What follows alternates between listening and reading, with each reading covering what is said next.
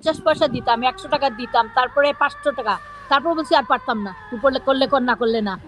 এইরকম একটা গান রেকর্ড করতো, করে এসে আমাকে ডাক দিত। ওই যে ডলি জোহর বলতেছে আমার নাম ধরে ডাকতো, নীলা চৌধুরী বলতো, তারপরে সামিরা বলতেছে ডলি আন্টিও জানে মাকে মা বলে ডাকতো না। আরে মাকে মা বলে ডাকতো না তো তুই আম্মা ডাকলি কেমনে? ঘরের মধ্যে বাচ্চাকে মানুষ শাসন করে না? আচ্ছা, সামিরার যখন বিয়ে হয়েছে আমরা জানতাম না, ও পাগলামি করতেছে, ভয় পাচ্ছে, কানলে ও টেলিফোন দেয়, চলে যায়। আমার বোন খুব ভক্ত ছিল নারিন্দার পীরের। একদিন আমাকে জোর করে নিয়ে গেছে ইমনকে সুদ্দা নারিন্দার পীর সাহেবের কাছে, উনি আজকে নাই। উনি দেখে ওকে বললেন, অনেক বুঝাইছেন আর বলছেন যে বাবা পাগলামি করে না, এমে গিয়া উত্তরে গিয়ে এক জায়গায় আমরা কাজী অফিসে বিয়ে করে ফেলছি, আমি তো এখন সরতে পারবো না। তখন আমি কি করতে পারি বলো? একদিন দুপুরবেলা এরকম দুইজন আসছে আমার বাসায়, বেল দিছে, তো স্কুল থেকে আসছে, আমি মনে করছি কলেজ থেকে। দরজা খুলে দেখি স্বামীরার সাথে, তখন তো আমি চিনি না। তো কে আমি নিয়ে ড্রয়িং রুমে বসাইছি, তো দুজন কথা বলতেছে। তো হঠাৎ সময় দিকে আমি ঘরে এসে কাজের বউকে বলছি ভাত লাগাও, ভাত খাবো। যাওয়ার পরে বলতেছে কি যে এই তুমি বলো। আমি বললাম এতক্ষণ কোথায় ছিলা, তোমাকে আমি ফোন দিলাম এতবার, তোমার ফোন ধরলা না। তো বলতেছে যে আমি ইন্দিরা রোডে ছিলাম। ইন্দিরা রোডে কেন? বলে পিঙ্ক কালারের একটা বাড়ি দেখছি, আমরা বাড়ি ভাড়া নিবো। আমি কেন? বলে এই তুমি বলো, তুমি বলো।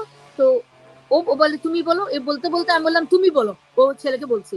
তো উঠে বলে আম্মা এই নাই। শুনে আমি কি করবো, আমি দৌড়ে এসে বাথরুমে, বিশ্বাস করবা না, উপরে শাওয়ার ছিল, ওই কাপড়ের মাথার উপরে মানে পানি ঢালছি অনেকক্ষণ, কিচ্ছু বলতে পারি নাই।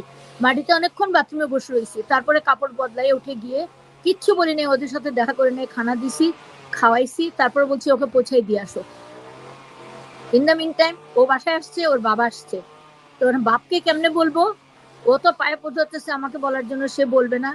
অনেকক্ষণ পরে ওকে খাওয়া দাওয়া দিয়ে যখন আমি বললাম যে তোমার সঙ্গে আমার একটু কথা আছে, বলে তুমি তো এত মুট করে, এত মোশন করে তো কোনোদিন কথা বলো না, কি হয়েছে, কি বলবা? তো আমি বললাম তুমি একটু একটু শান্ত হয়ে তুমি বসো, তোমার সাথে আমার জরুরি কথা আছে। বলে এমন কি জরুরি কথা যে তুমি আমাকে এত উপনীতা করতেছো? তা আমি বললাম যে যদি মনে করো তুমি এখন আমি মরে গেছি, বা সালমান শাহ বিয়ে করে, ইমন বিয়ে করে ফেলছে, তখন তুমি কি মনে করবা? বলে এটা মস্কারেরও তো একটা সীমা আছে না, ইমন এখন বিয়ে করবে কেন? এই কথার উপরে আমার আর হয়নি। আমি বললাম হ্যাঁ ইমন বিয়ে করে ফেলছে। হায় রে খোদা, চোখ দুইটা লাল হয়ে গেল, আর সঙ্গে সঙ্গে দৌড়ে গিয়ে বলে ইমন, ইমন ডাক দেওয়া শুরু করছে, ইমনকে গুলি করে মেরে ফেলবে। আমি ওকে জড়াই ধরছি, করতেছে, ও বসে গিয়ে কান্দা শুরু করলো, ইমন এটা কি বলো, ইমন তুমি এটা কি বলো? আমি তখন ওকে জড়াই ধরে আমি শান্ত করলাম, আমি বললাম আচ্ছা বাদ দাও, যদি একটা মেয়ে এসেই থাকে আমাদের ঘরে, আমাদের তো কোনো মেয়ে নাই, তো ঠিক আছে আমরা মেনে নিব, ও পছন্দ করছে, ঠিক আছে আমরা মেনে নিব, আমার ছেলেকে তো আমি ফালাই দিতে পারবো না, ও পছন্দ করছে, আমিও পছন্দ করলাম, তুমিও মেনে যাও। ও আমাকে আর ইমনকে জড়াই ধরেছে, আমরা তিনজনে কাঁদলাম কতক্ষণ। এসব কি ভোলা যায়? সব ভোলা যায় না। না, এই শয়তান ওই সময় ঘর থেকে বের করা দরকার ছিল। এখন এত চালাক ছিল না রে। আমি আপনাকে যে প্রশ্নটা করেছিলাম আমরা সেখানে একটু যাই, গুরুত্বপূর্ণ জায়গা। সেটা হচ্ছে আমি আইনজীবী এবং পুলিশের একজন কর্মকর্তার সাথে কথা বলেছি যাদের কাছে আপনাদের এই মামলাটা ছিল।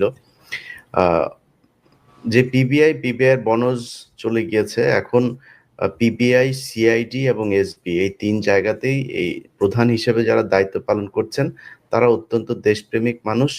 এবং আমি মনে করি এটা অনেকের কাছে হয়তো হাস্যকর মনে হইতে পারে, অবিশ্বাস্য মনে হইতে পারে, কিন্তু আমি মনে করি, আপনার সাথে কথা বললে আমি এই কথাগুলো বলেছি যে সালমান শাহের হত্যাকাণ্ডের সাথে ভারত জড়িত ছিল। শুধু সালমান শাহ না, সেখানে এই চিত্রনায়ক মান্না, তিনিও কিন্তু একটা বিশেষ, সালমান শাহ রোমান্টিক সিনেমা করতো, উনি অ্যাকশন ধর্মী সিনেমা করতেন, উনিও কিন্তু মোটামুটি হলটা মাতিয়ে রেখেছিলেন। আরেকজন সোহেল, আমি বলতে চাচ্ছিলাম যে সালমান শাহের সাথে কারো তুলনা নেই, কিন্তু আরেকজন সুদর্শন নায়ক ছিল সোহেল চৌধুরী, তাকেও মেরে ফেললো। এবং সেটাও কিন্তু এই আজিজ মোহাম্মদ ভাই, তারপরে এই যে সোহেল তো ডাইরেক্ট, সোহেল বলছিল যে মদ খেয়ে বলছিল যে ওর সাথে ঝগড়া হয়েছে তো বান্টি ইসলামেদের সাথে, তখন সে বাসায় গিয়ে বলছিল ফোন করে কালকে সকালে আমি সব বলে দেবো। তখন ওরা ওই দারোয়ানে এটা একটা স্টেটমেন্ট দিছিল পেপারে, তখন তারা ফোন করছে যে ভাই একটু বাইরে আসেন না ভাই, আপনার একটু কথা আছে। ওই বাইরে ল্যাম্পপোস্টের নিচে আসতেই তো